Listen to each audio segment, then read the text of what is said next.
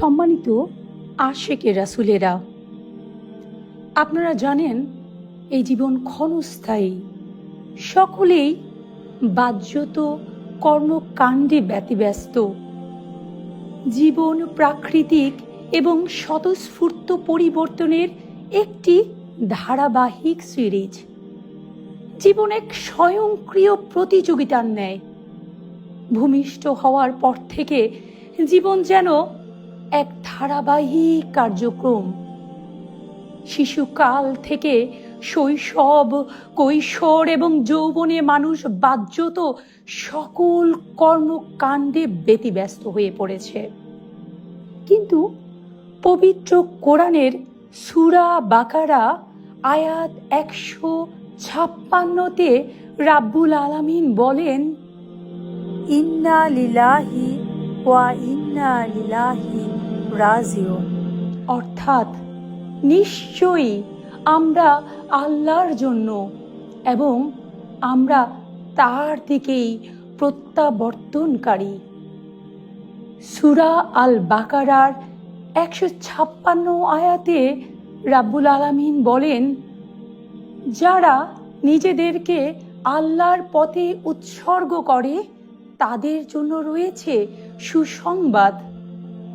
সূরা আল ইমরানের 185 আয়াতে রাব্বুল আলামিন আরো ফরমান, কুল্লু নাফসিন জাইকাতুল মাউত, অর্থাৎ প্রত্যেক প্রাণীকেই মৃত্যুর স্বাদ গ্রহণ করতে হবে।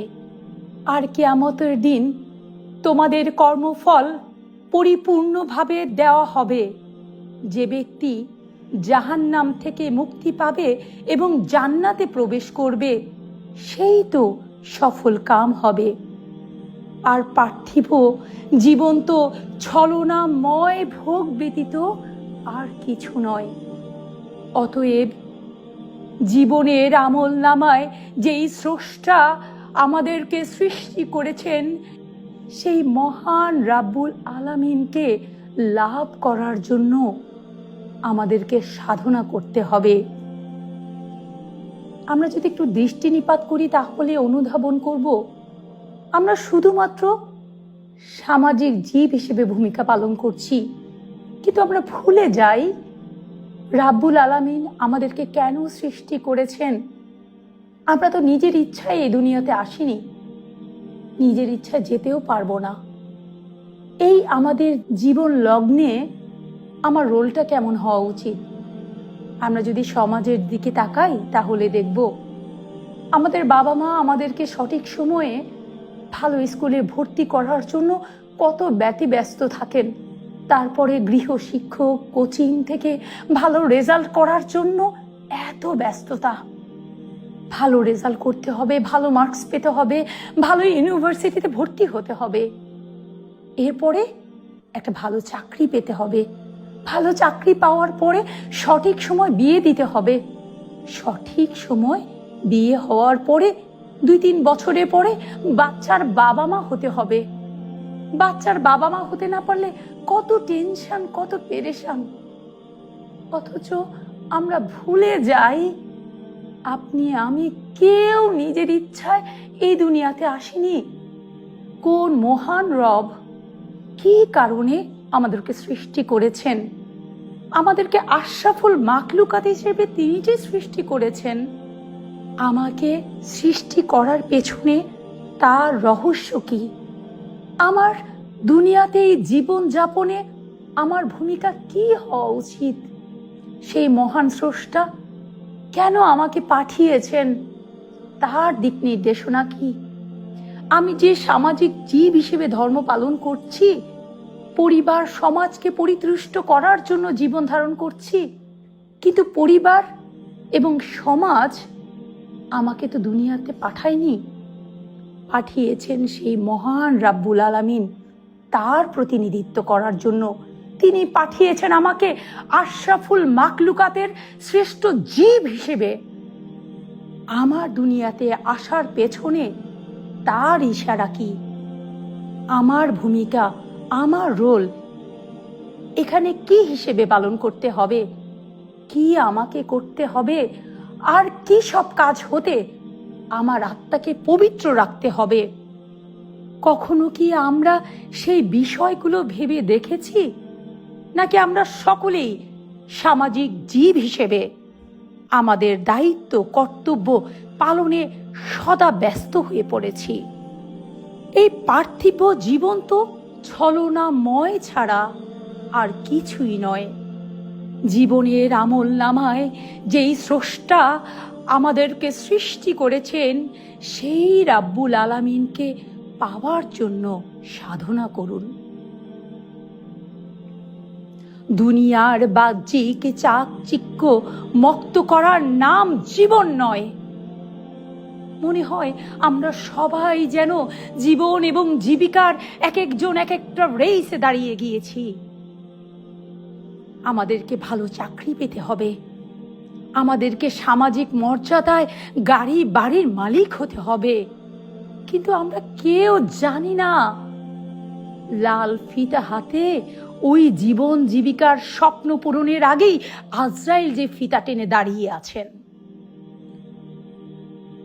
যেহেতু প্রত্যেক জীবকেই মৃত্যুর স্বাদ গ্রহণ করতে হবে, সেহেতু স্বল্প পরিসরে এই জীবনে যা পাপ করেছেন, যা পাপ করেছি, আসুন আমরা সেই পাপের জন্য তওবা পাঠ করি। মহান মুর্শিদ সুফি সম্রাট হযরত মাহবুবে খোদা কদম মোবারকের উসিলা ধরে রাহমাত লিল আলামিনের দয়া ভিক্ষা চেয়ে দুনিয়াতেই রাব্বুল আলামিনের কাছে সারা জীবনের ভুল ত্রুটির কথা স্মরণ করে মাফ চাইতে হবে। আপনি কি দুনিয়াতে নিজের ইচ্ছায় এসেছেন? আবার এই দুনিয়া ছেড়ে আপনারা কেউ কি নিজের ইচ্ছায় যেতে পারবো? তাহলে আপনার সাথে কে যাবে? মনে করছেন ছেলে মেয়ে ভাই বোন স্ত্রী স্বামী কিংবা পরিবার পরিজন আপনাকে ছাড়া তার চলে না?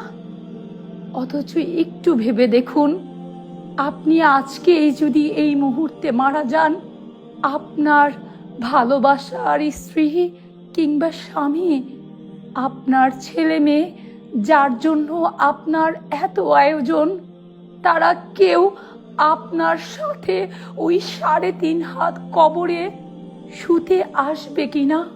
নাকি আপনার এই দেহকে বলা হবে এটা তো এই ব্যক্তির লাশ? 6 ঘন্টার মধ্যে আপনার দেহতে পচন ক্রিয়া শুরু হয়ে যাবে। তাহলে এত আয়োজন কিসের?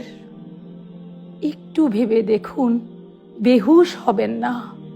আপনি ছেলে মেয়ের কথা এত ভাবছেন, আপনি নিজের বাড়িতে তো থাকতে পারবেন না।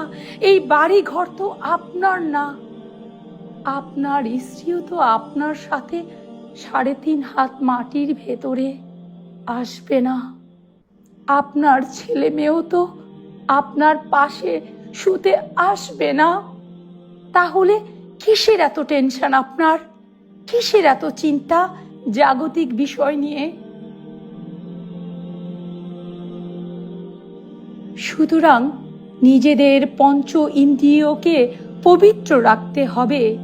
জীবনের এই ছোট্ট পরিসরে কে কি করলো তা দেখার সময় আমাদের নেই, কারণ আমাদের সাথে যাবে আমাদের ঈমান, আমাদের সাথে যাবে আমাদের আমল নামা।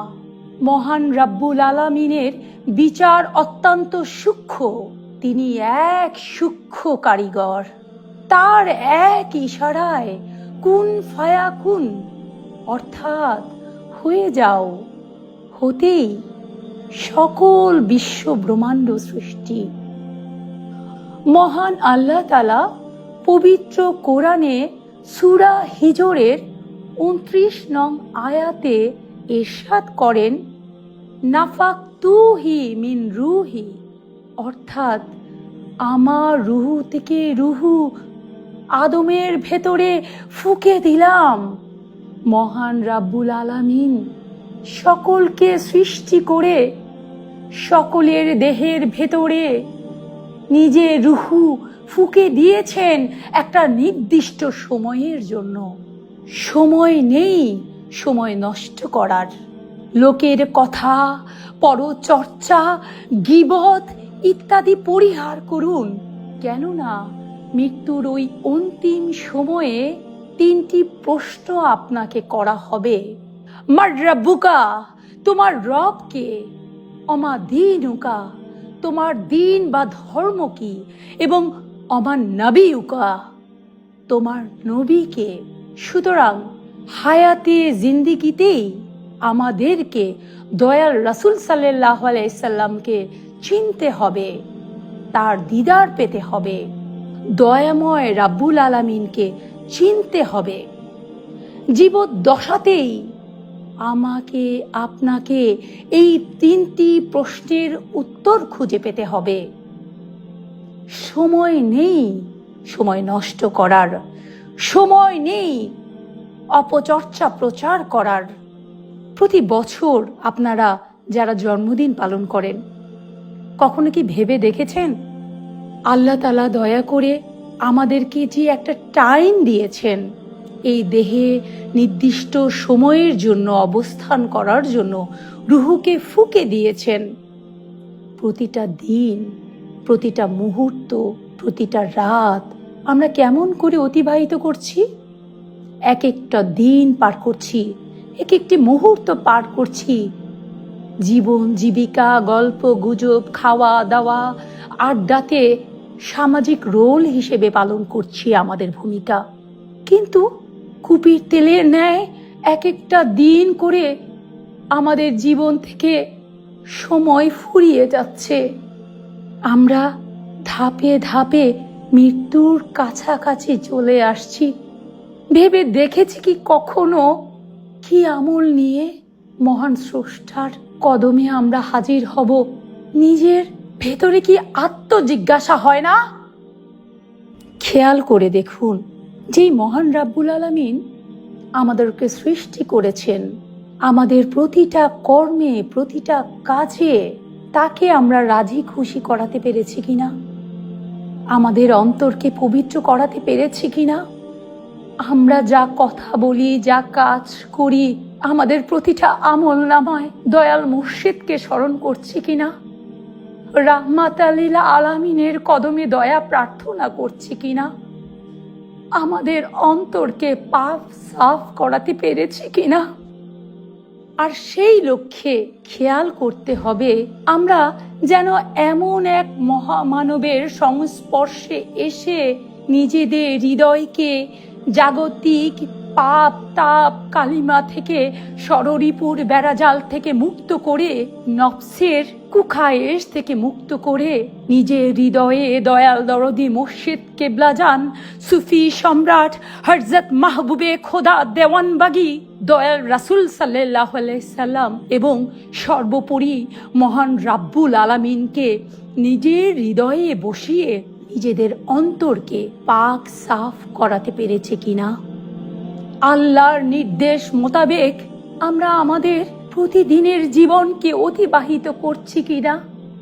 দয়াময় আল্লাহকে প্রতিটি কর্মে আমরা রাজি খুশি করাতে পারছি কিনা?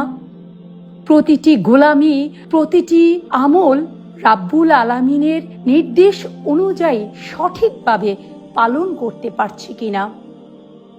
যদি আমরা আমল করি আর আমলের মধ্যে যদি ভুল ত্রুটি থাকে, তাহলে তওবা পড়ে মাফ চেয়ে আল্লাহর নির্দেশ মোতাবেক তার সন্তুষ্টি অর্জনের জন্য সঠিক পন্থায় আমরা আমল করাতে পারছি কিনা? কেননা ওলি আল্লাহগণ আল্লাহর বন্ধু এবং বাহ্যত সকল মানুষের মতো তারা দেখা গেলেও তাদের হৃদয়ে স্বয়ং আল্লাহ বাস করেন। কারণ আল্লাহ বলেছেন, কুলুবুল মুমিনিনা আরশুল্লাহ, আল্লাহর ওলি বন্ধুর দিলে স্বয়ং আল্লাহর বাস। তারা হচ্ছেন আত্মার চিকিৎসক। এখন আপনি যদি কোনো চিকিৎসকের কাছে যান, তাহলে আপনার রোগের ধরন অনুযায়ী চিকিৎসক আপনাকে একটা প্রেসক্রিপশন লিখে দিবেন, একটা গাইডলাইন দিয়ে দিবেন। ঠিক সেভাবে আল্লাহর মনোনীত মহামানবগণ, আত্মার চিকিৎসক, তিনি আপনার আত্মার ব্যাধি অনুযায়ী আপনাকে কিছু দিক নির্দেশনা প্রদান করবেন, যাতে আপনার আত্মা কোন রিপু দ্বারা আক্রান্ত, নফসের কোন তাড়না দিয়ে আপনার রিপু ব্যাধিগ্রস্ত, তিনি দিক নির্দেশনা দিয়ে দিবেন, তিনি কিছু গোলামি দিয়ে দিবেন, তিনি কিছু আমল দিয়ে দিবেন এবং তিনি আপনাকে ফায়েজ গ্রহণ করতে বলবেন। তার ধারাবাহিক প্রসেসে আপনি যদি তার দিক নির্দেশনায় অনুযায়ী নিয়মিত ফায়েজ গ্রহণ করেন, মুর্শেদের তরফ থেকে, রাহমাত লিল আলামিনের তরফ থেকে, রাব্বুল আলামিনের তরফ থেকে যথারীতি ফায়েজ গ্রহণ করলে, নির্ভুল গোলামি করলে, আমল করলে রাব্বুল আলামিন আপনার উপরে সন্তুষ্ট হবেন এবং নিয়মিত ফায়েজ গ্রহণের মাধ্যমে, গোলামির মাধ্যমে, আমলের মাধ্যমে আপনার অন্তর ষড়রিপু থেকে মুক্ত হয়ে হৃদয়ে আল্লাহর ফায়েজ গ্রহণ করার জন্য, যখন আপনি নিয়মিত ফায়েজগুলো গ্রহণ করবেন, সঠিক নিয়মে গোলামি করবেন, তখন আপনার আত্মার ব্যাধি দূর হবে এবং আপনার হৃদয়ে দয়াল মুর্শিদকে বাজান দয়া করে দেখা দিবেন। রাহমাতুল আলামিনের সাথে আপনার হৃদয়ের যোগসূত্র হবে। মহামানবগণ ব্রিজের মতন কাজ করেন। রাহমাতুল আলামিনকে হৃদয়ে লাভ করবেন এবং রাহমাতুল আলামিনের মাধ্যমে রাব্বুল আলামিন স্বয়ং আপনার হৃদয়ে দেখা দিবেন। আর যদি রাব্বুল আলামিন দয়া করে আপনার হৃদয়ে প্রতিনিয়ত দেখা দেন, আপনার পাপ থাকতে পারে না, আপনার হৃদয়ে অন্ধকার থাকতে পারে না। আমরা জানি প্রদীপ জ্বালালে অন্ধকার থাকতে পারে না। আমরা জানি কারেন্ট চলে গেলে চারপাশে অন্ধকার হয়ে যায়, আবার যখন কারেন্ট জ্বালানো হয়, যখন প্রদীপ জ্বলে ওঠে, তখন চারপাশ আলোকিত হয়ে যায়। আপনি যখন আপনার হৃদয়ে মুর্শিদকে বসাবেন, রাহমাতুল আলামিনকে বসাবেন, যখন আপনার হৃদয়ে স্বয়ং রাব্বুল আলামিন এসে রাজ করবেন, তখন আপনার হৃদয়ের কালিমা থাকতে পারে না। গুনার পাহাড়, গুনার জুলমাত ধুয়ে মুছে সাফ হয়ে যাবে। আপনার হৃদয় আল্লাহর নূরময় আলোক ছটায়, হৃদয় জ্বলে উঠবে, আলোকিত হয়ে যাবে। আপনার হৃদয় তখন প্রজ্বলিত প্রদীপ রূপে দেখা দিবে। সুতরাং হৃদয়কে স্বচ্ছ করে নিজেদের হৃদয়ে মুর্শিদকে ধারণ করুন, তার সাথে হৃদয়ের যোগসূত্র স্থাপন করুন, কারণ তিনি আপনার ঈমানকে হেফাজত করবেন। যেই হৃদয়ে স্বয়ং মুর্শিদ হযরত মাহবুবে খোদা দেওয়ানবাগী বাস করেন, সেই হৃদয়ে ফিতনা, ফাসাদ, পরনিন্দা এবং ষড়রিপুর কুমন্ত্রণা থাকতে পারে না। আলোকিত হৃদয়ের অধিকারী ব্যক্তি অপরকে নিয়ে গালমন্দ করতে পারে না। অপরের দোষ ত্রুটি দেখার সময় তার থাকে না, কারণ যিনি তার হৃদয় হয়ে যায়, তিনি তার হৃদয়ে সর্বদা দয়াল মুর্শিদের মাধ্যমে, রাহমাতুল আলামিনের মাধ্যমে, রাব্বুল আলামিনের মাধ্যমে ফায়েজ গ্রহণ করেন, তাদের সাথে প্রতিনিয়ত যোগাযোগ করে চলেন। তিনি কখনোই বাহ্যিক বিষয়ে ব্যতিব্যস্ত থাকেন না। তার হৃদয় তো আয়না তুল্য হয়ে যায়। যেমন একটি লৌহ পাতকে দীর্ঘ সময় আগুনের মধ্যে রেখে দেন, তাহলে লৌহের ওই পাতটা কেমন হয়? সে লৌহের কালার কিন্তু থাকে না, লোহার রঙের সে থাকে না। তার মধ্যে আগুনের রং, আগুনের তেজ, আগুনের ধর্ম, আগুনের বৈশিষ্ট্য সে ধারণ করে। ঠিক সেভাবে একজন মহামানব যখন তার হৃদয়ে দয়াল মুর্শিদকে বসান, রাহমাত লিল আলামিন যখন দয়া করে প্রতিনিয়ত তার সাথে দেখা করেন, রাব্বুল আলামিনের সাথে যখন তার হৃদয়ে প্রতিনিয়ত মিলেমিশে একাকার থাকেন, তখন দয়া করে রাব্বুল আলামিন তার হৃদয়ে দেখা দেন। আল্লাহ বলেন, কোনো বান্দা যখন ভালোবাসতে বাসতে, নফল ইবাদত করতে করতে আমার এত সন্নিকটে চলে আসে যে আমি ভালোবাসতে বাসতে তার হাত হয়ে যাই, যে হাত দিয়ে সে ধরে, আমি তার পা হয়ে যাই, যে পা দিয়ে সে বিচরণ করে, আমি আল্লাহ তাকে ভালোবাসতে বাসতে তার চোখ হয়ে যাই, যে চোখ দিয়ে সে দেখে, আমি ওই বান্দার জবান হয়ে যাই, যে জবান দিয়ে বান্দা কথা বলে। ওই শ্রেণীর মহামানব তো তার হৃদয়কে আল্লাহর করে নেন। বাহ্যত তিনি মানুষ হলেও আল্লাহ তার হৃদয়ে বাস করেন, তার মুখ দিয়ে আল্লাহ কথা বলেন, তার চোখ দিয়ে আল্লাহ দেখেন। তিনি তো আল্লাহর সাথে ফানা হয়ে যান। সুতরাং ওই শ্রেণীর মহামানবের সংস্পর্শে আসেন, তাকে ভালোবাসেন, কারণ তিনি আপনাকে দয়াল মুর্শিদের কদমে এবং দয়াল মুর্শিদ দয়া করে আপনাকে দয়াল রাসূলের কদমে উঠিয়ে দেবেন। আমার ও মৌতের নিদান ও কালে আসিবেন মুর্শিদ গো রাসূলকে নিয়ে, দেখিব আমি হৃদয় জুড়াইয়া, ইয়া রাসূল আল্লাহ, ইয়া হাবিব আল্লাহ। সুতরাং এখনো সময় আছে, বেহুশ হয়েন না। দয়াল দরদি মুর্শিদ কেবলাজানকে ভালোবাসেন, প্রতিটি কর্মে তার দিক নির্দেশনা মেনে চলেন, রাহমাত লিল আলামিনকে স্মরণ করেন, তাহলেই জাগতিক যাবতীয় বালা মুসিবত হতে উদ্ধার পাবেন। পাবেন আবারও আন্তরিক শান্তি, হৃদ্দিক প্রশান্তি।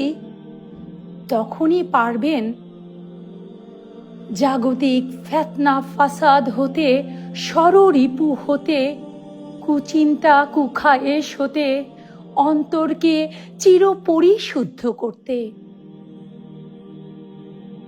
তাই প্রথম শর্ত ঈমানদারদের জন্য দয়াল মুর্শিদকে হৃদয়ে স্মরণ করা।